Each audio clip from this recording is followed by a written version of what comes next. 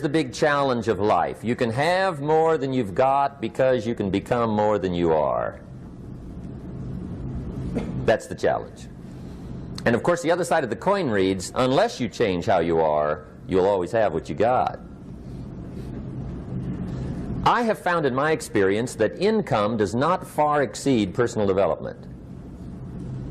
Now, sometimes income takes a lucky jump, but sure enough, unless you grow out where it is, it'll usually come back where you are. Life has strange ways.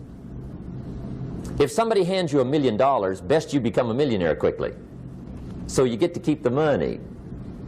Otherwise, sure enough, it'll disappear. Somebody once said, if you took all the money in the world, divided it up equally among everybody, it would soon all be back in the same pockets. Incredible. Success is something you attract, not something you pursue. Success is looking for a good place to stay. So instead of going after it, you work on yourself. Personal development. See, the major question to ask on the job is not what are you getting? The major question to ask on the job is, what are you becoming? See, the big question is not what am I getting paid here? The big question is, what am I becoming here? Because true happiness is not contained in what you get. Happiness is contained in what you become. So that's our major subject for tonight, personal development. Of all the assignments Mr. Schoaf gave me at age 25, this was probably the most difficult. In fact, I'm still working on this one. I think it's an unending challenge to see what you can become. The next subject is called Basic Laws. And it's good to study the basics. And I call these basics primarily because they come from the Bible. Now, I'm not a theologian or a minister, and that'll be apparent. But Mr. Schoaf taught me that the Bible was a good textbook for ideas and stories and success equations, how to live the better life. I found out that was true. He also taught me that the Bible is as practical as it is spiritual, and I found out that's true. If you look at your bank account and your income and you're not happy, there are several places in the Bible to check to see what the heck's wrong so you can make the changes. And we're going to cover some of those tonight, called basics. Okay. The next subject is my favorite, setting goals. Mr. Schoaf taught me how to set goals. What a favor that was. One morning at breakfast, shortly after I met him, he said, Jim, let me see your current list of goals, and let's go over them and talk about them. He said, maybe that's the best way I can help you get a better direction started. And I said, I don't have a list. He said, well, is it out in the car or home somewhere? I said, no, sir. I don't have a list anywhere. He said, well, young man, that's where we got to start. He said, I can tell you right now, if you don't have a list of your goals with you, he said, I can guess your bank balance within a few $100s. Which he did. And that got my attention. I said, you mean my bank balance would change if I had a list of goals? He said, drastically. That day I became a willing student how to set goals. And sure enough, learning how to set goals changed my life. And I often wondered why no one had ever taught me how to set goals up until age 25. I went to high school, but if they offered it, I missed it. I went to college for a year, never heard it. I worked for Sears. Really. And to my knowledge, Sears never taught it. Right? How to set goals. So here I am, age 25, married, my family's starting, I've been to college, I'm working, and I still don't know how to set goals. But fortunately, when I was 25, I met the man who taught me how, and it revolutionized my whole life. Economically, socially, personally, it's incredible. So I want to share with you tonight what Mr. Schoaf shared with me, how to set goals. It can be a life changer. Okay. The next subject is the negative part of the seminar. Life is part negative, so we got to talk about the negative. And this subject is called diseases of attitude. Diseases of attitude. There's a lot of things that can wreck your chances to do well. We live in a rather dangerous world, so you got to be not only wise, you got to be careful. Now, attitude diseases are just as bad as physical diseases, right? High blood pressure, heart trouble. I mean, a lot of things lace your chances to do well. So you've got to be careful. And attitude diseases are deadly. I mean, they'll destroy all the good things you start. Okay? So we'll go through those attitude diseases, how to spot them, how to look for them, what they are, and the cure. And I'm a pro on these because I've had them all, so I can give you excellent advice on these. Now, the last subject we're going to consider tonight is called the day that turns your life around. The day that turns your life around. And under this subject, we're going to talk about the emotions that can change your life. Human beings are emotional creatures, and emotions are powerful for life change. Now, of course, emotions are so powerful they can go either way on you. Emotions can either build or destroy. So you really have to employ emotions properly. We call civilization the intelligent management of human emotions. If you can intelligently apply your emotions in the right direction, no telling what can happen. Could turn your life around one day would be sufficient. So we'll talk about those. Okay. Now that's a lot to cover in one evening, but we'll keep at it here and see if we can't get it all done. I'd like to have you now jot down the theme of the seminar. Every seminar should have a theme, I guess. We've got one. It's on some of our literature if you happen to notice it, but if you didn't, for your notes, here it is. The theme of the seminar goes like this: the major key to your better future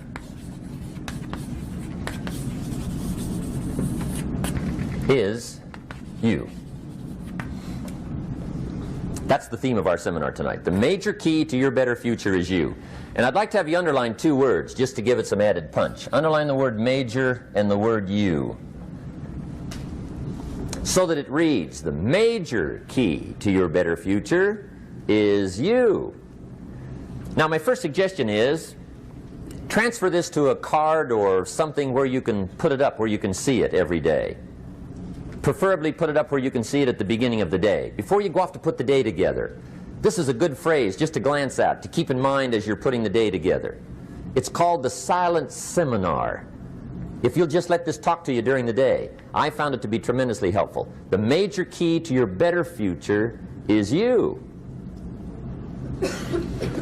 For a big share of my life now, I didn't have this one quite figured out. Among a lot of things I didn't have quite figured out. Many things used to puzzle me back in those early days. I used to wonder why two people could work for the same company, one make twice as much money. Now, see, that used to puzzle me. And maybe they were the same age, graduated from the same school, live in the same community, work for the same company, with the same products and the same services. They've got the same traffic, the same problems, and one makes $1,000 a month, the other one makes $2,000 a month. Now that was my puzzling question. Why would this long list be the same and the money twice as much? I asked, what's the difference between $1,000 a month and $2,000 a month? And I don't mean $1,000 a month, right? I could figure that out. But what makes the difference? Why would one person do twice as well, 3 times as well? Speaking economically. Now, I know there's more than one way to do well. I understand that. But in this little narrow area called compensation, what's the difference? Well, back then, with my faulty thinking, I'm trying to reason it out. I thought, well, maybe time makes some of the difference, right? Some people do better because they have more time. I used to say, Harold ought to be able to do well. He's got a lot of time. If I had all of Harold's time, I could do well. Now, that's got to be dumb, right? Number one, you can't get somebody else's time. A guy says to me one time, he says, you know, if I had some extra time, I could make some extra money. I said, then forget it. There isn't any extra time. Hey, when the clock strikes 12 midnight, that about wraps it up, right? I mean, you can look around the gongs there for a little more, but it's over. You say to the guy, what are you doing? He says, I'm looking for extra time. See, they'll come and take you away, right? There isn't any more time. Now, if you can't get more time, which you can't, what could you get more of that would make a difference in economic results? And here's the key word. Make it a part of your notes. We're going to consider it tonight. The word is value. And I have a little phrase for your notes. Value makes the difference in results. Value makes the difference. You can't get more time, but you can create more value. Now here's the first lesson of economics. Everybody should learn it from the time they're old enough to understand what a dollar means. How to earn one, how to get one, how to keep one, what to do with it. First lesson of economics. We primarily get paid for value. That's lesson one. Bringing value to the marketplace, that's how you get paid. You don't get paid for the time. I know it takes time to bring value to the marketplace, but you get paid for the value, not the time. Now, since that's true, here's one of the key questions of the evening. Is it possible to become twice as valuable at the marketplace and make twice as much money in the same time? Could you become 3 times as valuable? Make 3 times as much money in the same time? Is that possible? The answer is yes, if. And it's always if, right? Life is known as the big if. Harry Truman once said, life is iffy. How true. And here's the big if we're going to consider it tonight. It's possible to do much better at the marketplace if you go to work primarily on yourself. And that's the theme of our seminar tonight. Learning to work primarily on yourself. People have asked me for the last 24 years, how do you develop an above-average income? And the answer is, become an above-average person. Develop an above-average handshake. Some people want to be successful, they don't even work on their handshake. As easy as that would be to start on. They let it slide, they don't understand. Develop an above-average smile. Develop an above-average excitement. Develop an above-average interest in other people. Develop an above-average intensity to win. See, that'll change everything. Probably one of the most frustrating experiences in life is looking for an above-average job with above-average pay without becoming an above-average person. It's called frustration.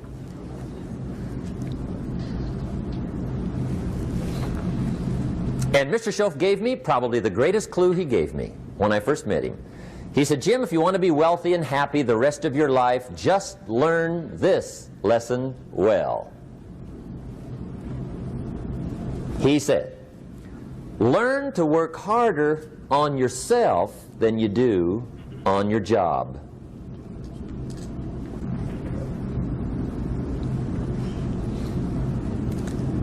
Then Mr. Schoaf gave me probably one of the most important clues among so many things he taught me, but this was in those early days. Mr. Schoaf was very kind, but he was also very abrupt. And he had these interesting questions to ask. I'm giving him a little rundown one day on how things hadn't worked out for me. He said, Mr. Rohn, I've got the answer for you if you will listen carefully. And listen carefully I did that day and for the next 5 years.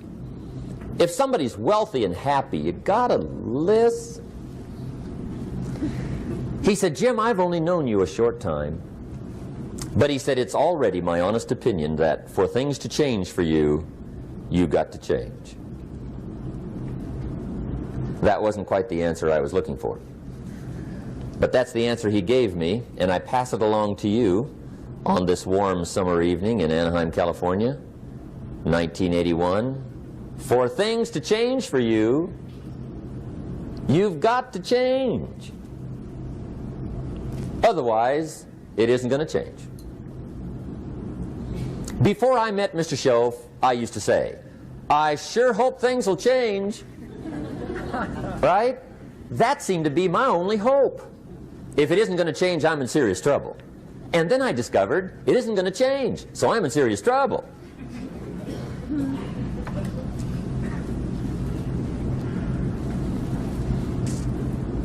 See, I can tell you what the 80s are going to be like. You have dropped into the right place.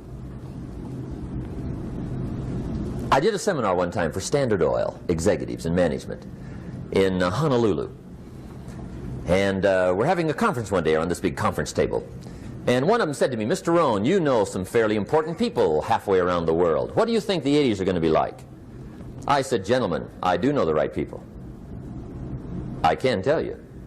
So they all listened very carefully. And I said, gentlemen, based on my wide experience, I can really honestly say to you, in my opinion, in the 80s, it's going to be about like it's always been. Aren't you glad you came? That's inside. I don't pass that around just everywhere. Now, of course, I said that to make a point, but I also said it because it's accurate. It's going to be about like it's always been. It isn't going to change. The tide comes in, and then what? It goes out. For 6,500 years that we know of, recorded history, and probably long before that. So it is not going to change. It gets light, and then what? It turns dark. 6,500 years. See, it's not likely to change. And we're not to be startled by that. If the sun goes down, the guy says, what's happened, what's happened? It means he hasn't been here long, I guess, right? It always goes down about this time. The guy says, well, I don't like that arrangement. Well, you got to talk to somebody besides me, right? It gets light, then it turns dark. In rotation, the next season after fall is what? Winter. Pray tell, how often does winter follow fall? Every year regularly for the last 6,500 that we know of. See, it is not going to change. Now, some winters are long, and some are short, and some are hard, and some are easy, but they always come right after falls. It isn't going to change. Sometimes you can figure it out, sometimes there's no way to figure it out. Sometimes it goes well, sometimes it gets in a knot. Sometimes it sails along, sometimes it gets in reverse. See, that's not going to change. The last 6,000 years reads like this: opportunity mixed with difficulty. That's how it reads. It isn't going to change. The man says, well, if it isn't going to change, how will my life ever change? Answer, when you change. And whether I'm talking to high school kids or business executives, my message is always the same. And it goes like this: the only way it gets better for you is when you get better.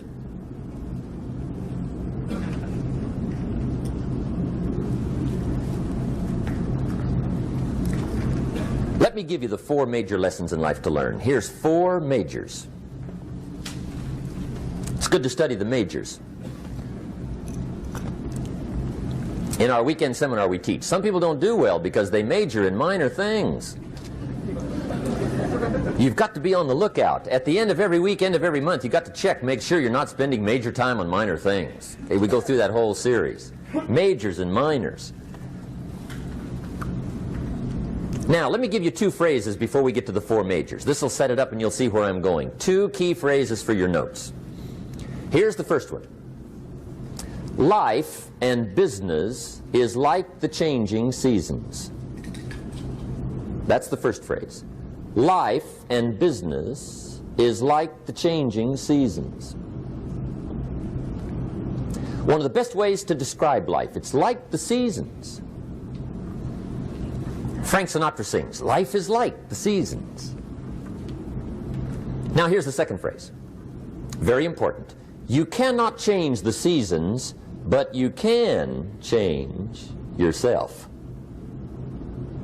You can't change the seasons, but you can change yourself. And see, that's how life gets better for you, not by chance, but by change. Now, here's the 4 major lessons in life to learn. I've got my first book finished. Came out a couple of weeks ago. This is in it. The 4 major lessons in life to learn. Here they are. Number 1, learn how to handle the winters. That's lesson 1. They come right after falls with regularity. Some are long and some are short and some are hard and some are easy, but they keep coming. You must learn to handle the nights. They come right after days. You must learn to handle difficulty. It comes right after opportunity. You must learn to handle recessions. They always follow progressions for the last 6,000. See, it isn't going to change. The lesson you must learn is how to handle it. And there's all kinds of winters, right? The winter when you can't figure it out. The winter when it all goes smash. The winter when it turns belly up. The winter when it won't work, when you've run out of money and you've got a broken heart. See, those are winter times. There's all kinds. Economic winters, social winters, personal winters. When your heart is smashed in 1,000 pieces and the nights are unusually long, your prayers seem to go no higher than your head. It's wintertime. Barbra Streisand sings, "It used to be so natural to talk about forever, but used to be's don't count anymore. They just lay on the floor till we sweep them away. You don't sing me love songs, and you don't say you need me, and you don't bring me flowers anymore." A song of winter. But see, the disappointments come. Those are normal. That's part of life. But the question is, how do you handle it? How do you handle the coming winters and the disappointments and the down times? Well, you can't get rid of January by tearing it off the calendar. But here's what you can do. You can get stronger, you can get wiser, and you can get better. The winters won't change, but you can. And that's how life changes for you. See, before I understood, when it was winter, I used to wish it was summer. I didn't understand. When it was hard, I used to wish it was easy. I didn't know. And then Mr. Schoaf gave me a part of his very unique philosophy when he said, "Don't wish it was easier, wish you were better." See, that triggered my whole life change. Don't wish for less problems. Wish for more skills. Don't wish for less challenge. Wish for more wisdom. That's the key. So that's lesson one. Learn how to handle the winters. Here's lesson two. Learn how to take advantage of the spring. That's the second one. Spring is called opportunity. And spring follows winter. What a great place for it. If you were going to put it somewhere, that'd be the place to put it, right after winter. And pray tell, how often does spring follow winter? Every year with regularity, 6,000. You can almost count on it. See, opportunity always comes. Days follow nights. Isn't that terrific? Opportunity follows difficulty. But here's what you must learn to do. Underline these two words in that key phrase. Take advantage. Underline those two. You must learn to take advantage of the spring. See, just because spring rolls around is no sign you're going to look good come fall. You got to do something with it. In fact, you have to get good at one of two things in life. Planting in the spring or begging in the fall. Or get somebody to do it for you. See, those are about the only alternatives. Now here's what else you must do. Take advantage of the springs quickly, because there's only a few. Just a handful of springs have been handed to each of us. They don't come forever. Life is fairly brief. So you got to read every book you can get your hands on what to do with your springs while they're here. And take advantage, they soon run out. The Beatles wrote, "Life is so short." And for John Lennon, it was extra short. But life is brief. Elton John sings, "She lived her life like a candle in the wind." It's brief. So whatever you're going to do with your life, you got to get at it. Don't just let the springs pass. Here's the third major lesson in life to learn. Learn how to protect your crops all summer. You got to take care of what you start.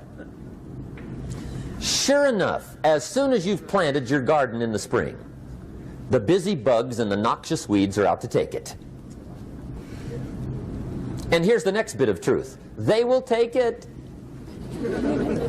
unless you prevent it. And that's the third major skill to learn. You've got to learn to prevent the intruder from taking all the good you start. It's one of the challenges. Here's two key phrases under number 3. First one, all good will be attacked on this planet. Maybe not the next one we get to, but on this one, all good will be attacked.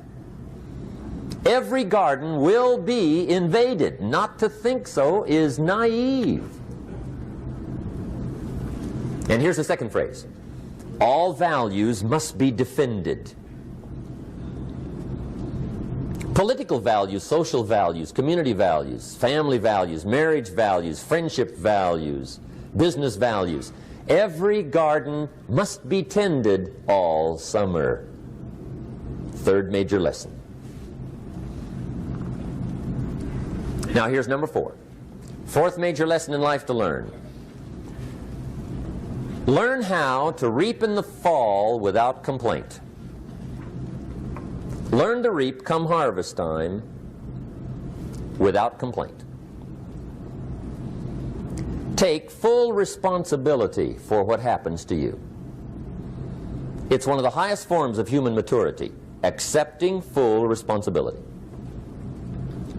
It's the day you know you've passed from childhood to adulthood, the day you accept full responsibility. And another note, learn to reap in the fall without apology. Without apology if you do well, and without complaint if you don't. That's maturity. I used to have that long list of reasons why I wasn't doing well. To explain. You got to explain, right? Otherwise you're going to look bad. I used to have this funny list called Reasons for Not Looking Good.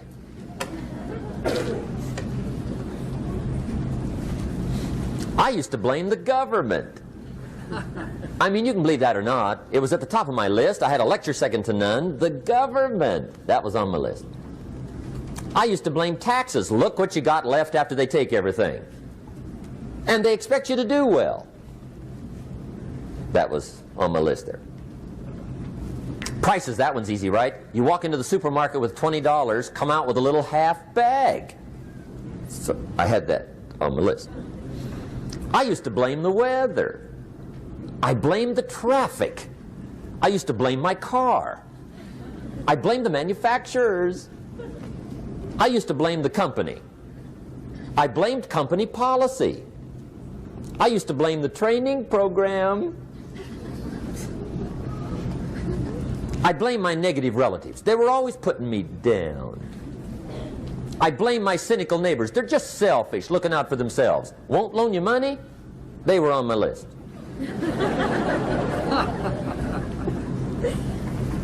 I used to blame the economy.